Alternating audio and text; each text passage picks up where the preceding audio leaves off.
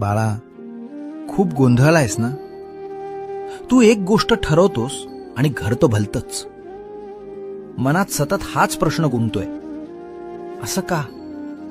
हे सगळं माझ्याच विरोधात का चाललंय? तुला भीती वाटते की माझं भविष्य काय, पुढे काय वाढून ठेवलंय? पण शांत हो आणि ऐक.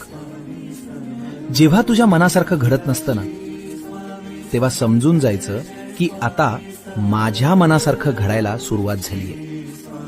आणि माझं नियोजन तुझ्या नियोजनापेक्षा 1000 पटीने उत्तम आहे. तुला भविष्य का दिसत नाहीये माहिती आहे? कारण जर तुला ते दिसलं तर तू पुन्हा स्वतःचं डोकं चालवशील आणि सगळं बिघडवून टाकशील. तुला वाटतं हे सर्व बिघडलंय? नाही रे, हे बिघडणं नाही, हे घडणं आहे. उद्या काय वाढून ठेवलंय याचा विचार तू करू नकोस.